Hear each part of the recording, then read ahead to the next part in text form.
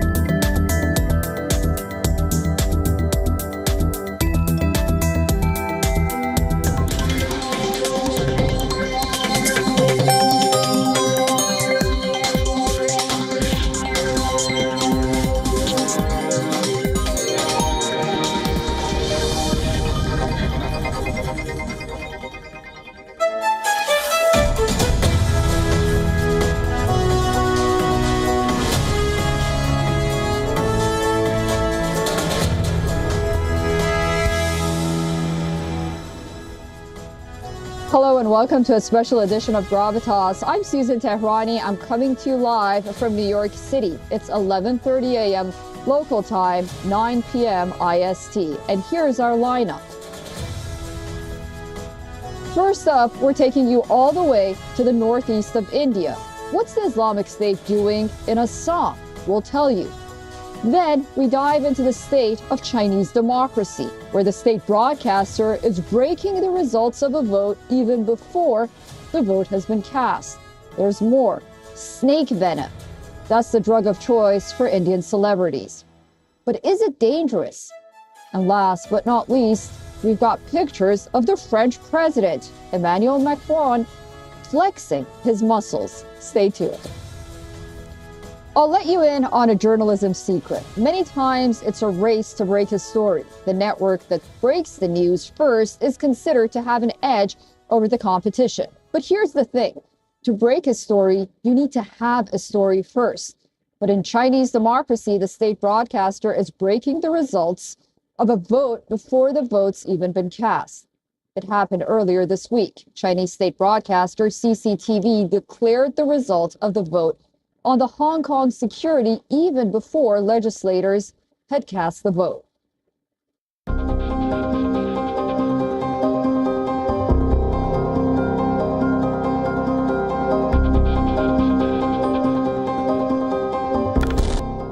At 6:33 p.m. on the 19th of March, Beijing-headquartered CCTV broke news. China's state broadcaster informed its readers and clients that Hong Kong's Legislative Council had passed the safeguarding national security law. In Hong Kong, at that time, the members of the Legislative Council were yet to vote. They had come to the chamber dressed for the occasion. They were looking forward to voting on Article 23. The bill would expand Beijing's power to crush dissent and free speech in Hong Kong. It would make treason, insurrection, and sabotage punishable with life sentences. Espionage would become punishable by up to 20 years in jail. Colluding with external forces would attract 2 to 3 years of prison sentence. Article 23 was kept vaguely worded, leaving perfect scope for misuse. This would go on to become the second such draconian law since 2020.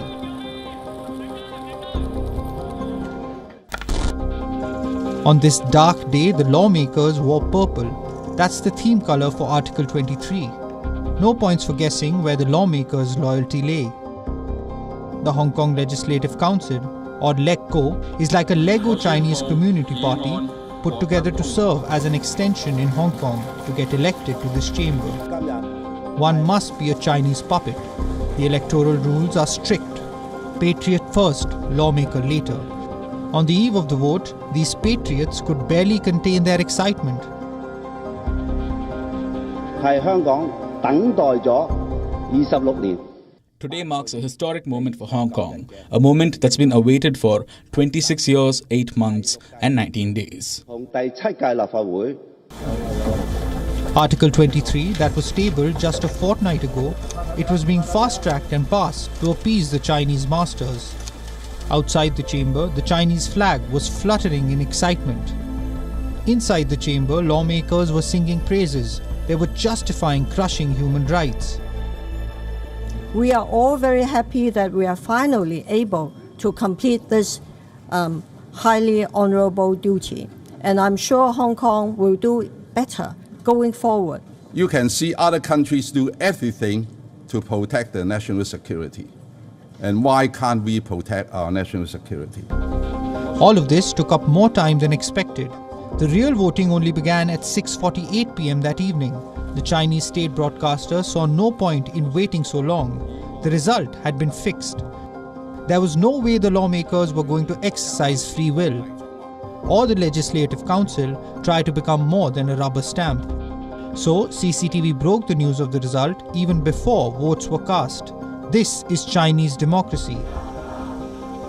5 years ago, the protesters in Hong Kong were calling for democratic elections. Little did they know Hong Kong's democracy will fall to such lows. Joseph Stalin once said that in his version of elections, he was more interested in those who counted the votes rather than those who vote. Here you have a Chinese variation. The result of the election is known even before the vote is cast. Welcome to China-controlled Hong Kong. The year is 2024. Why has ISIS set its sights on the northeast Indian state of Assam? Today, in a major breakthrough, the Assam Police's Special Task Force arrested Haris Farooqi, the chief of ISIS in India, along with one of his associates. This arrest is particularly significant given their inclusion on the National Investigation Agency's Most Wanted list. While this development brings relief, it also prompts a big question. What is ISIS, a global terrorist group, doing in Assam? What are its objectives? Here's a report. What is the ISIS doing in Assam? What is the Islamic State doing in a northeastern state of India? On Thursday, Assam Police's Special Task Force STF apprehended the chief of ISIS in India, Haris Farooqi. He was arrested along with one of his associates, Rehan. This is a significant development given both of these terrorists have been on India's National Investigation Agency's Most Wanted list. The two men had entered India illegally from neighbouring Bangladesh. Assam Police Chief said they were apprehended from Dharamshala area following a tip-off. By 19th, we received specific input that there would be movement of top-rank leaders in Dharmashala area of Dhubri district. Therefore, on 19th afternoon, we moved from Guwahati and we went to Dharmashala area and we deployed our man. The operation was conducted in the night and by about 4 in the morning yesterday, we found these two men. And we already had the photographs of top ISIS leaders, and two of them matched with these two guys, and we immediately brought them to Guwahati. Agencies received information that two members of ISIS who were camping in a neighbouring country would cross over to India at the Dhubri sector. Based on the tip-off, a team of Special Task Force led by Inspector General of Police Parthasarthi Mahanta set out to arrest the duo on Wednesday evening. A manhunt was launched in an area close to the international border between India and Bangladesh. Early on Thursday morning, the police team successfully arrested the terrorists as soon as they crossed the border. Both Farooqi and Rahman are highly indoctrinated members of ISIS. Their goal was to recruit, fund and carry out terror activities in India. They planned to do this by planting IEDs at several places across India. With their arrest, the Assam Special Task Force effectively thwarted a sinister plan to disrupt peace in India ahead of the general elections.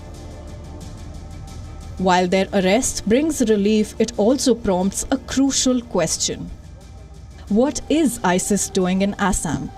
Defense expert retired Major General Rajan Kochar blames it on foreign funding and porous borders.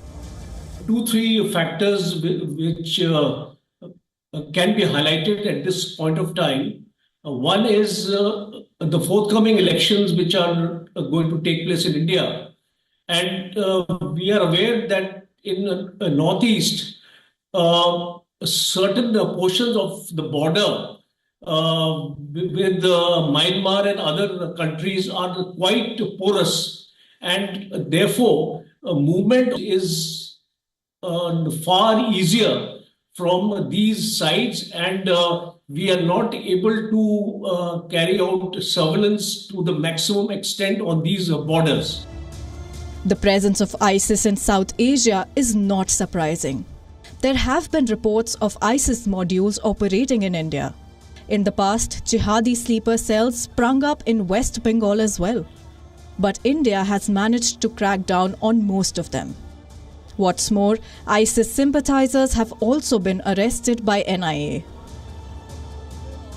As far as questions of why Assam, you see, Assam is a northeastern state which is one of the most vulnerable regions in terms of security. The porous borders have made it vulnerable to cross-border infiltration and smuggling of arms, drugs, and contraband. The northeastern states of India are geographically located very, very close to the Golden Triangle region, which consists of Myanmar, Thailand, and Laos. In short, the center of a thriving opium economy and a crucial source of narcotics for the world. The proximity has fueled tensions as well as insurgency in northeastern states of India. Add to that, the region's distance from New Delhi made the use of violence more appealing, making insurgency a more attractive option. A perfect breeding ground for non-state actors and adversaries. In the late 1950s, insurgencies in northeast India were supported by erstwhile East Pakistan. And in early 1960s, Pakistan fomented trouble in the region by training personnel of Naga army and giving them weapons. Later, China too provided weapons and support to insurgents and Maoists in the region. Even more recently, the ethnic violence in Manipur raised concerns of foreign interference. Is China or Pakistan involved? It is an omnipresent threat that cannot be underestimated. In short, Assam happens to be that part of India that is a fertile ground for revival of secessionist violence, which may help explain what the Islamic State was doing in Assam. The arrest of the ISIS India chief is a big win for India. It is also a reminder to prioritize the strengthening of security on borders in the northeast. Come election season, many political parties resort to an age-old tactic to secure votes: freebies. In India and around the world, politicians love spoiling us with sops to win favors with the voters. It's the simplest yet most manipulative way to influence the electorate. Yet these traditions may be fading, especially in India. Is it time to do away with freebie culture? On the 16th of July 2022, Indian Prime Minister Narendra Modi remarked in a public address that attempts are being made to buy votes by distributing free reveries. He called it dangerous for the development of the country. For the unversed, reverie is a sweet Rajasthani dish, often gifted during festivities. Now you must be wondering why PM Modi is talking about sweets in his speech. You see, when he says reverie, he means freebie, a public welfare measure that is provided free of charge to the people. So, reverie culture means freebie culture in India, a culture of political parties offering sops for votes. Come election season, all political parties promise free goods, services in the form of giveaways and subsidies, all in an effort to gain popularity and secure votes. It's a habit that all political parties resort to, despite the best efforts of the Election Commission of India to curb such practices. Now you may be wondering, what's wrong with subsidies? You see, while subsidies sound good and it may help the poorer sections of society, in the long run it may be harmful for the development of the country. Take electricity subsidy for example.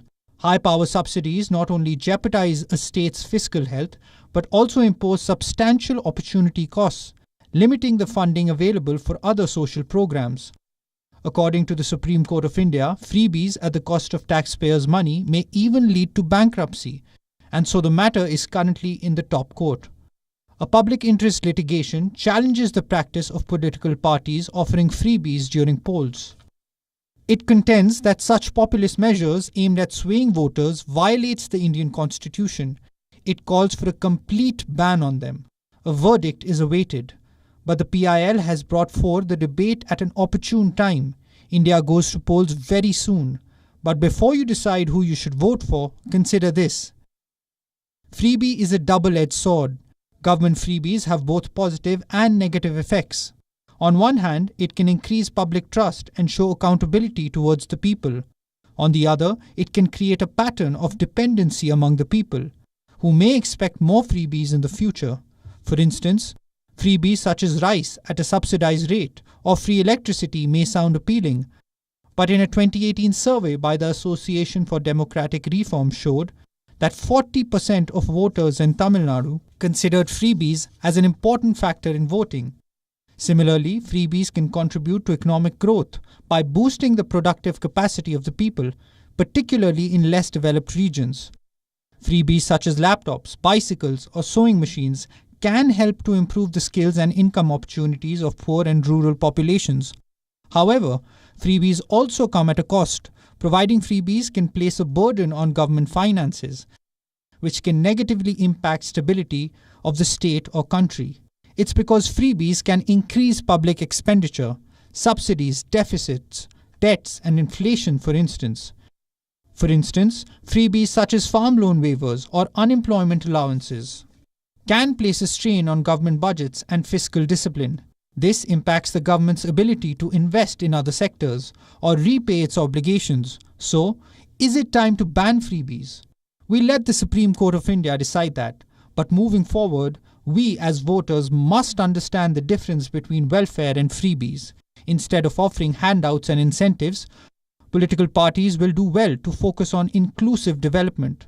Although freebies may seem like an easy solution, they are not sustainable in the long run. Who wins if the country remains poor and divided? Remember, give a man a fish and you feed him for a day. Teach a man to fish and you feed him for a lifetime.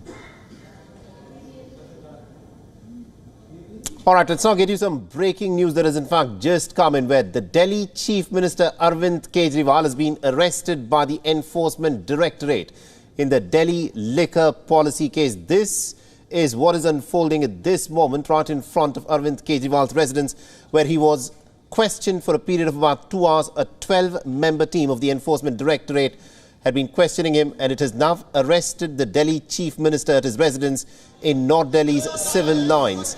The ED team had reached his residence and begun questioning after the Delhi High Court had refused to grant Arvind Kejriwal any protection from arrest in the excise policy case earlier in the day. Now, a lot of Aam Aadmi Party supporters, the Aam Aadmi Party is the party that Arvind Kejriwal had founded. The members of Aam Aadmi Party have been sloganeering in front of Kejriwal's residence. Section 144 has also been imposed.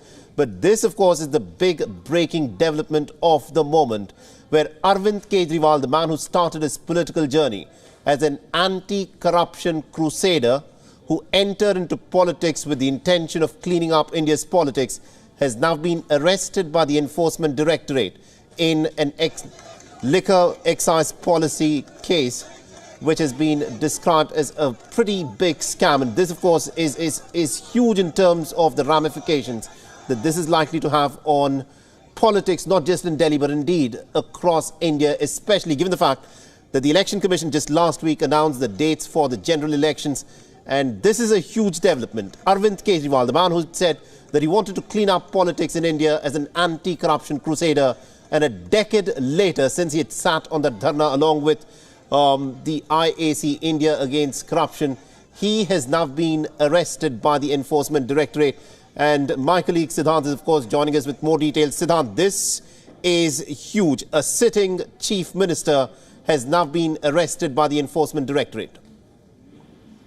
Well, Mohammed, this is a political earthquake, to use the phrase, in many senses.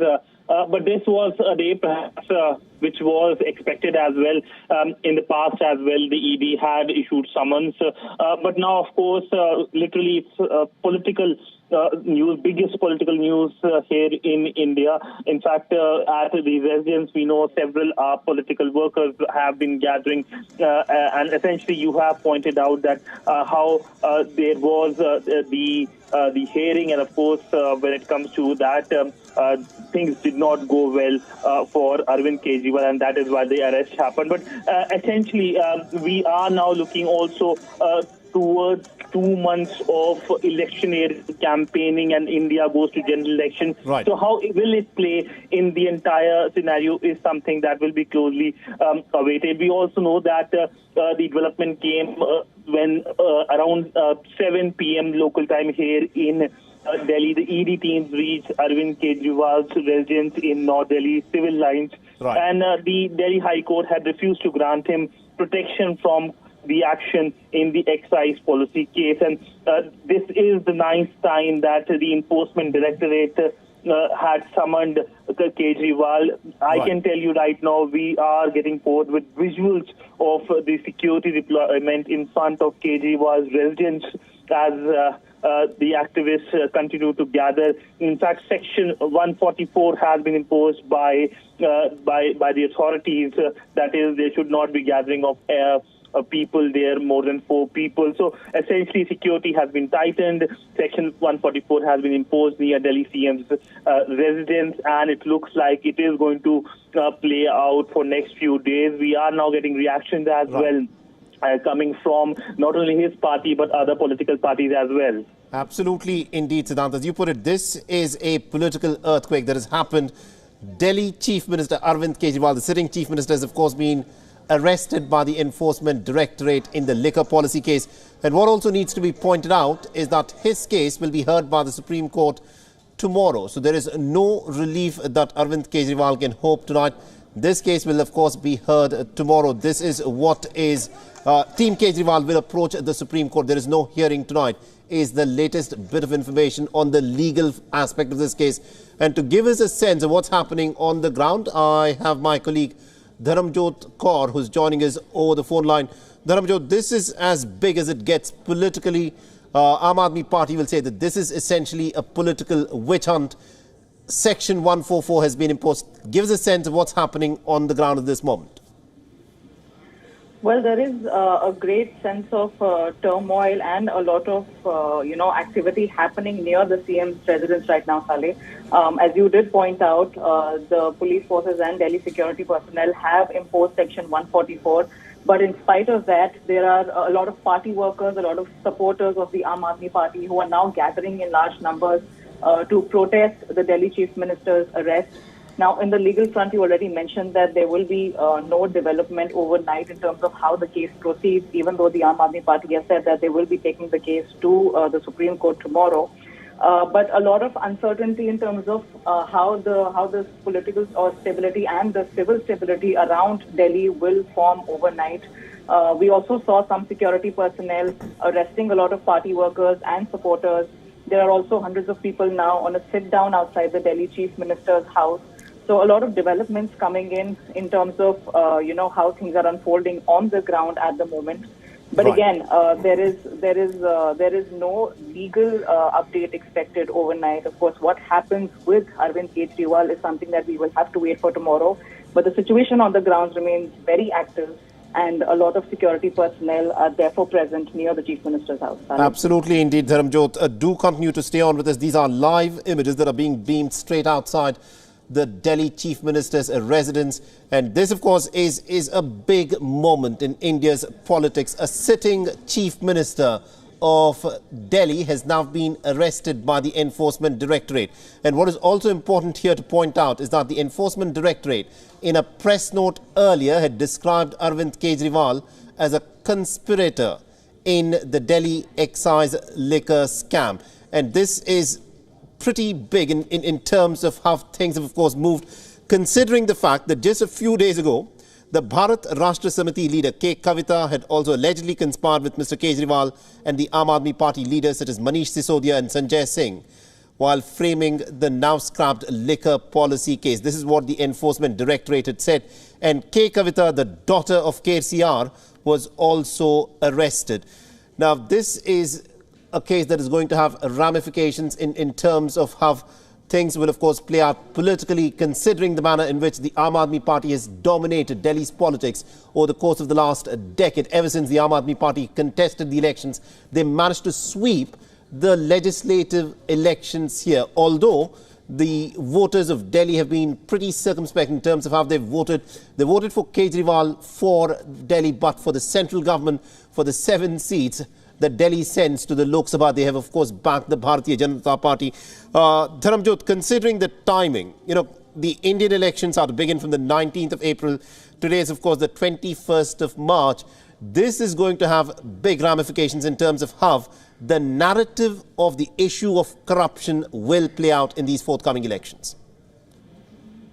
Well, of course, Ale, we saw how when Arvind Kejriwal's political career began, it began with the entire movement of anti-corruption, many years ago. And after that, the Aam Aadmi Party, when it was formed, has seen a lot of consistent support in the national capital. But as you mentioned, with the general elections coming up and with how voters in India, especially in the national capital, vote in terms of, party politics and who they pick at the center, that is a very, very interesting dynamic at this point. However, now that the Delhi Chief Minister has been arrested, and especially when the Aam Aadmi Party leaders are quoting and saying that the Chief Minister is beloved in the capital, and he has a mass number of followers, so protests and backlash and a lot of criticism from the voters, from Delhi's people is expected overnight. How that plays out in terms of the psyche of the vote bank is something that will be very interesting to watch in the coming days. Saleh?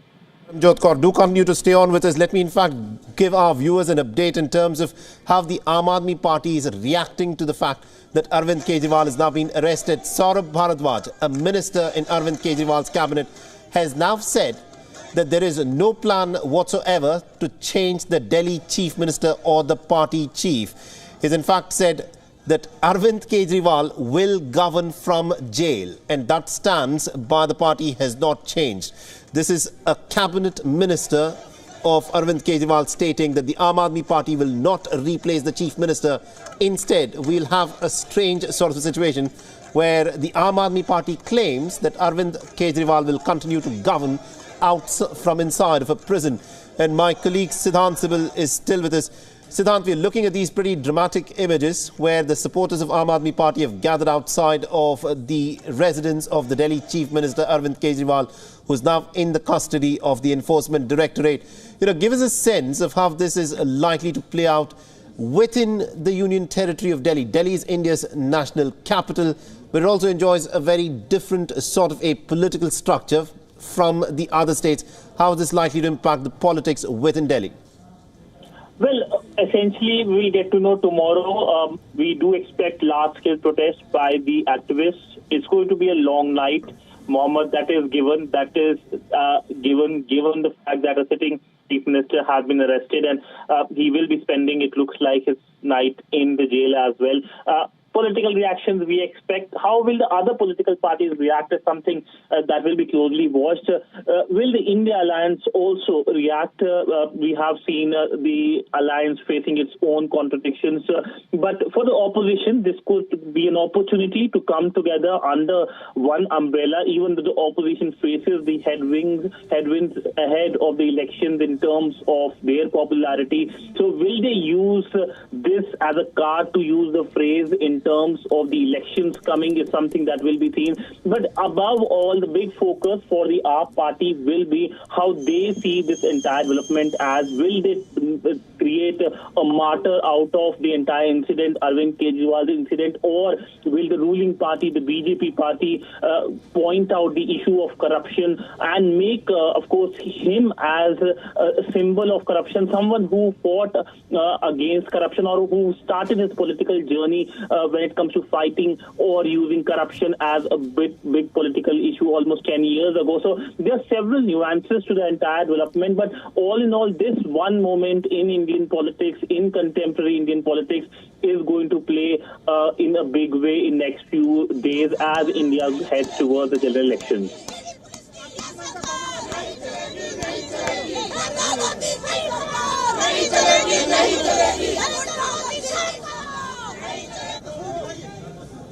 All right, so this is what the scene is like. There we see the drones which has been used, one assumes, by the Delhi police in a bid to carry out surveillance of the area in terms of the number of people who have gathered. Now, a lot of the Aam Aadmi Party supporters, we're given to understand, are still arriving near the Delhi Chief Minister's residence, and this is a big moment. It is a political earthquake and nothing less than that, considering that this is happening just a few days after K. Kavita, the daughter of KCR, was arrested by the Enforcement Directorate and then was brought to Delhi for hearing. Questions have also been raised about the hurry as to why was there such a tearing hurry for the ED to arrest Arvind Kejriwal. This is a sentiment that's been echoed by the Delhi Mayor, Shelley Oberoi, who said that the matter was anyway in the court. 22nd of April had been decided the next day. What was the hurry to arrest Arvind Kejriwal in this time? Now, for people who follow Indian politics, this is as ironical as it gets. For people who followed the Anna Hazare movement and the role that was played by Arvind Kejriwal in the Anna Hazare movement of India against corruption, Arvind Kejriwal started off as an anti-corruption crusader who wanted to clean up Indian politics, but then he made that decision of entering into politics, and some would say that he had a remarkable success because he became the chief minister in the election that he fought, and he won the election not once but twice as the chief minister. And now Arvind Kejriwal, the sitting chief minister, someone who started off as an anti-corruption crusader, has been arrested by the Enforcement Directorate in a case of liquor policy excise scam. Let's in fact listen in to one of the cabinet ministers of Arvind Kejriwal, Atishi Marlena, as to what she's had to say about the arrest and the manner in which the arrest actually was done. Let's listen in. Arvind Kejriwal ji Delhi के मुख्यमंत्री थे, दिल्ली के मुख्यमंत्री हैं और दिल्ली के मुख्यमंत्री रहेंगे। हमने शुरू से स्पष्ट किया है कि अगर जरूरत पड़ेगी तो अरविंद केजरीवाल जी जेल से सरकार चलाएंगे। कोई भी ऐसा कानून नहीं है जो उन्हें जेल से सरकार चलाने से प्रोहिबिट करता है। So that is what Atishi Marlena, the cabinet minister of Arvind Kejriwal, has had to say. We will continue tracking the developments that are unfolding in India's national capital. But my colleague Susan Tehrani is, of course, standing by in New York with more updates. Over to you, Susan. It's now time for a little quiz. What is Chinese President Xi Jinping's dream project?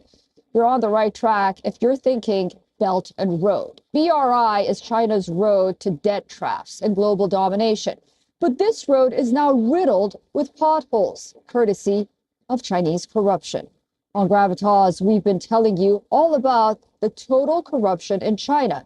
Tonight, we'll tell you how Chinese corruption has jumped borders, how it has branched out, forcing Beijing to launch an international manhunt for corrupt BRI officials. China is on a manhunt. It is looking for corrupt BRI officials, those responsible for failed Belt and Road projects like the Pokhara airport in Nepal. It is empty. There are no international flights taking off from or landing in this airport. In Ecuador, a $2.64 billion dam has 17,000 cracks. 17,000! There are structural cracks in dams in Uganda and Pakistan too. In Zambia, the Mungu-Kalabu highway has no traffic. Or bicycle and stray animals. Why was this highway constructed under BRI then? And for whom? In Democratic Republic of the Congo, China had promised $3 billion worth of infrastructure. This was in exchange for extracting critical minerals valued at $17 billion. So far, projects worth only $1 billion have come up. But Chinese businesses have reportedly paid bribes worth $50 million to former President Joseph Kabila and his team. Ecuador's dam may be leaking, but former President Lenin Moreno and some officials reportedly received bribes worth $76 million. China's BRI is stinking of corruption. Fighting it has become the top priority of China's Central Commission for Discipline Inspection. It is China's anti-corruption watchdog. Belt and Road was launched in 2013. Chinese President Xi Jinping sold it to the world as a means to fund critical infrastructure and connectivity. As China's gift to the world, Beijing poured in endless cash, as much as $1 trillion. This money was given as loans to cash-strapped countries. The dealings were not always transparent. One estimate suggests that half of BRI loans are off the books. They are nowhere in the official statistics. Who got the money? What was the nature of the transaction? Who knows? The BRI projects also have too many parties involved. There are Chinese officials, Chinese leaders, bureaucrats of other countries, leaders of recipient countries. This is a hot mix and a hotbed for corruption. The result? Cracked dams by default and bankrupt and debt-trapped countries by design. Today, 60% of BRI countries are in debt distress. And not always is this debt helping China. Sometimes Beijing is forced to bail out these countries. Sometimes countries are bailing out on Beijing's BRI. Italy's exit made global headlines. It was bad press in a year China was marking a decade of Belt and Road. The corruption isn't helping. China went to the world selling BRI as a win-win deal. It did not deliver the high-quality infrastructure. It delivered connectivity in places and ports no one visits. Today, BRI stands exposed, and China is pointing the finger at corrupt officials. We suggest it follows the money trail back to Beijing. There's a new drug on the market, and it is becoming a hit among celebrities. While all drugs can be lethal, this one is especially poisonous. Why? Because it's venom, snake's venom. Well, it's not exactly new, but it has come under the spotlight because of a certain Indian influencer with millions of followers. His name is Elvish Yadav. He's been arrested for allegedly supplying the drug to a rave, and he's just one of many names involved. The snake venom circuit runs much bigger and deeper. Snake bites, dragon drops, K72 and 76. Snake's venom. It goes by many names. It can give you euphoria, a head rush, alter your state of consciousness, enhance your sex drive. But it can also give you an unbeatable addiction. So do not feel tempted. It's worse than other drugs because its high lasts not only for a few hours but days, despite the adverse effects. It's all the rage in rave parties, especially in India. Ravers are spending nights on reptiles. High on snake venom, they dance from dawn until dusk. One such party was raided by police in India's national capital region. Guess what they found? A plastic bottle filled with 20 milliliters of snake venom. 5 cobras, 1 python, 2-headed snakes and a rat snake. Yes, this rager in Noida had live snakes. Where did they come from? It is yet to be known, but we know who supplied it. It was an Indian YouTuber and influencer named Elvish Yadav.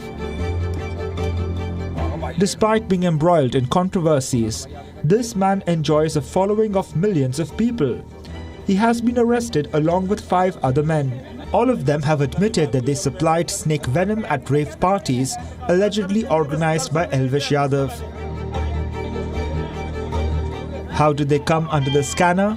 Well, they fell into a trap laid by the people for Animal Group. The members of this group called Yadav as customers, asking him to arrange snake venom for a party.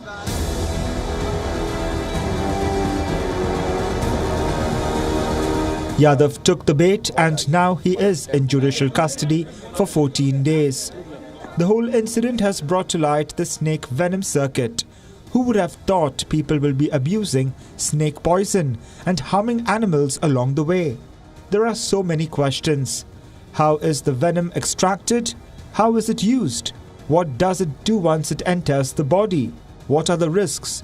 There are bound to be some. Also, what is its economy? Is it helping dealers make a lot of money? Let us answer some of these questions for you. Extracting snake venom is a tedious task, not to forget a dangerous and cruel one as well. Snakes store only so much venom, so if the police found 20 milliliters of it in a party, that means many snakes were tortured or even killed in the process. What snake keepers also do is inject the reptiles with chemicals to increase their venom production. The task of coaxing out the venom is usually left to snake charmers. Once the snake spits out its venom, it is stored and sold off or used. To make the process safer for the snake handlers, the poor reptiles are often starved or have their teeth yanked off. This is one way to go about it. The other way is more dangerous. Whoever wants to take the venom holds the snake by its head and then it slaps it sharply with an object to make it bite. Sounds bizarre, doesn't it? Who in the right mind would do something so harmful? Well, people do, and they end up getting addicted. Once the venom enters the user's bloodstream, it releases serotonin and peptides which sedate the person. It induces a feeling of tranquility and euphoria. These are the sensations usually associated with powerful opioids. So naturally, snake venom is highly addictive. Other potential risks include blurring of vision, internal bleeding and blood clotting. The most alarming thing is that there hasn't been enough research into the field, so we don't exactly know what we are dealing with. However, it continues to be a money-making machine, so the repercussions are often overlooked. In November 2022, the Border Security Force in India's West Bengal seized a jar containing 2.14 kilograms of snake venom. Just imagine how many snakes would have suffered for it. It was valued at rupees 17 crore in the international market. That is over $2 million. The consumer demand for snake venom seems to be increasing. How long before it turns into yet another drug epidemic? Bureau Report, WION, World is One.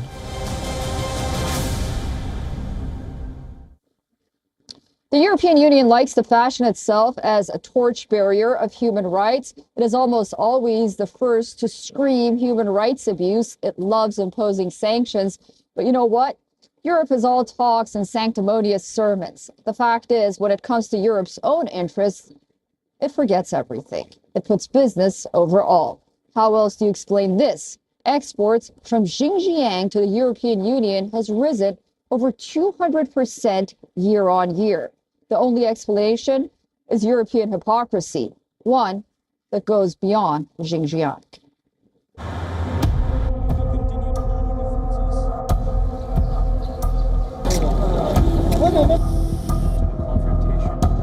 Europe is a hypocrite, and you should not have qualms in saying it out loud. Sample this. Imports from Xinjiang to European Union rose 217.8% in January and February this year, compared to 2024. EU's 27 members imported shipments worth $312 million from China's Xinjiang. The number last year was $98 million. See the graph going up? That's European hypocrisy. That's Europe exposing its truth. When it comes to its own interests, Europe forgets its sanctimonious sermons. It forgets its sanctions.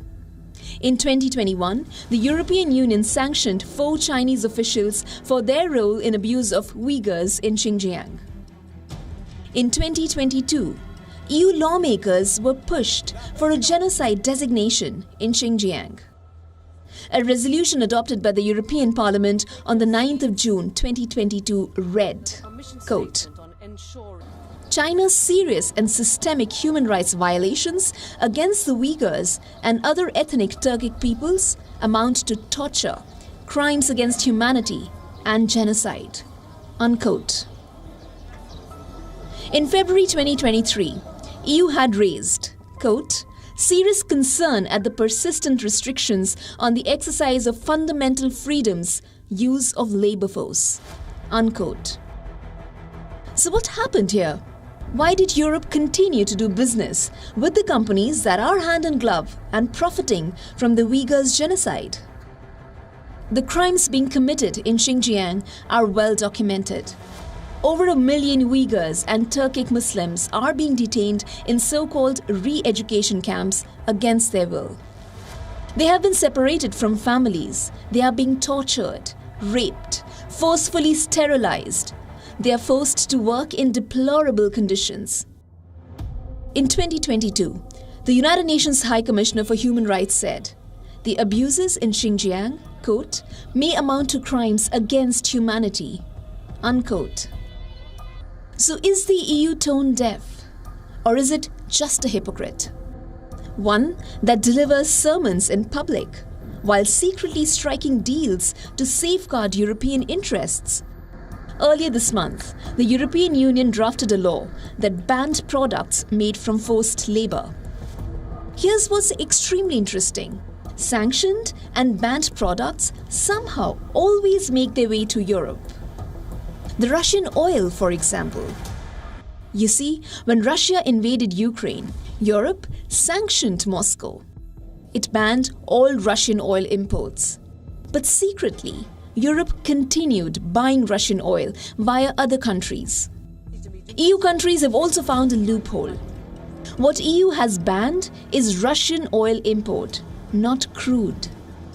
So technically, countries can still import Russian oil that has been refined in a third country, like India. Look at what the analysis by NGO Global Witness found. In 2023, the European Union bought around 35 billion barrels of refined fuel, originating in part from Russia.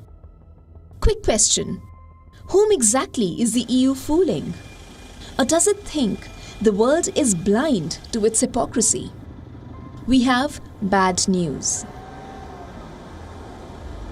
First, he flexed his muscle against Russia. Then he posted photos hitting a punching bag with his biceps bulging, flaunting his strength in action. He's no other than French President Emmanuel Macron. His pictures came only days after he started taking a harsher line against Russia. With the European elections approaching, the French president has gone from a dove to a hawk. But many have been questioning if the pictures have been enhanced, much like Macron's approach towards the Ukraine war in the face of elections? Or is he simply having a midlife crisis?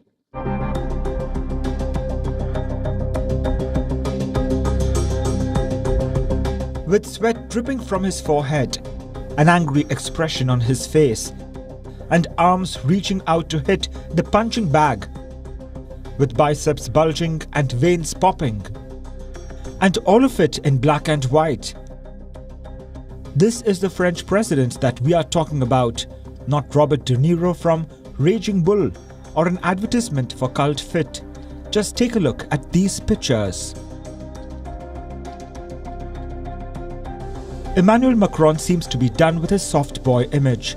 He is now flexing his muscles, both on the internet and politics. The photos were posted on Instagram by the president's photographer, Soisig de la Moissonnière.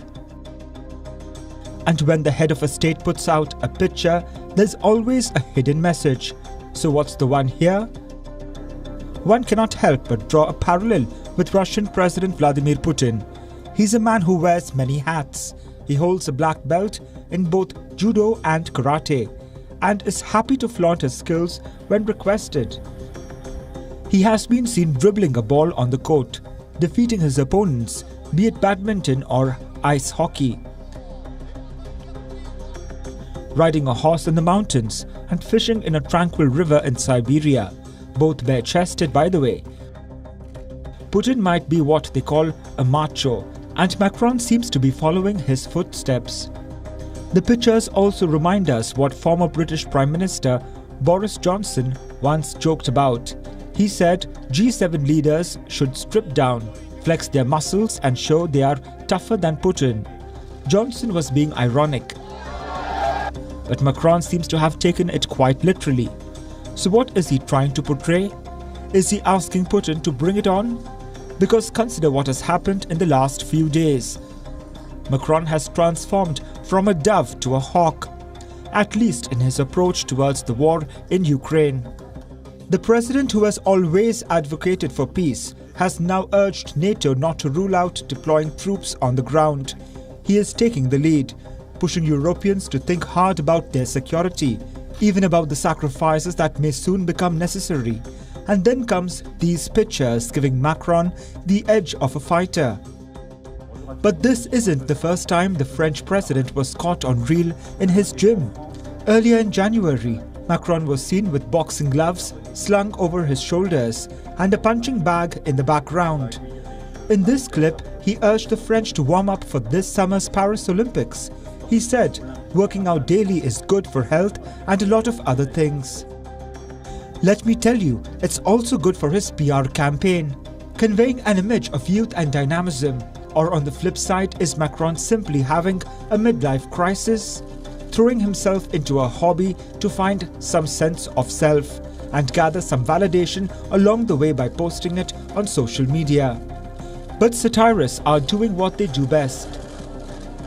Considering the pictures come after Macron toughened his stance against Russia, they have taken to portray him in military gear leading the French to war. Others are claiming that the photos have been edited to make Macron's muscles appear bigger than they actually are. Is that the case for his newfound hawkish war approach as well? How genuine is the new Macron line? Bureau Report, WION World is One. Okay, well, that's all the time we have. We leave you with these Gravitas images. I'm Susan Tehrani in New York, but don't go away. Stay tuned for more on WION World is One.